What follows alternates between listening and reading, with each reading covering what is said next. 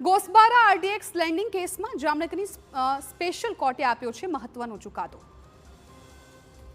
પોરબંદરના ચર્ચિત ગોસાબારા RDX landing કેસમાં જામનગરની સ્પેશિયલ કોર્ટ દ્વારા આજે મહત્વનો ચુકાદો આપવામાં આવ્યો। 33 વર્ષ જૂના આ કેસના તાર મુંબઈ બ્લાસ્ટ અને દાઉદ ઇબ્રાહિમ સાથે જોડાયેલા છે। ટાડા દ્વારા કુલ 46 આરોપીઓ પૈકી 12 આરોપીઓને 5 વર્ષની સખત સજા ફટકારવામાં આવી। આપને જણાવી દઈએ કે અગાઉ આ કેસમાં 6 આરોપીઓને ડિસ્ચાર્જ કરાયા હતા, જ્યારે તેના 11 આરોપીઓ મૃત્યુ પામ્યા તો દાઉદ સહિતના 15 આરોપીઓને ફરાર જાહેર કરાયા। સમગ્ર કેસમાં 10 જેટલા આઈપીએસ દ્વારા તપાસ ચલાવાઈ હતી અને પુરાવાઓના આધારે 12 આરોપીઓને સજા ફટકારાઈ છે।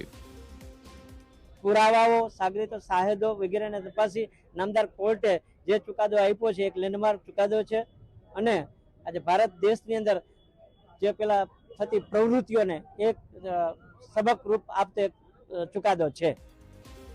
1993ના મુંબઈ બ્લાસ્ટની તપાસમાં સામે આવ્યું કે કાવતરા માટે વિસ્ફોટક સામાન આરડીએક્સ વિદેશથી અરબ સાગરના માર્ગે ગુજરાતની આંતરરાષ્ટ્રીય સરહદમાં પ્રવેશ્યો હતો।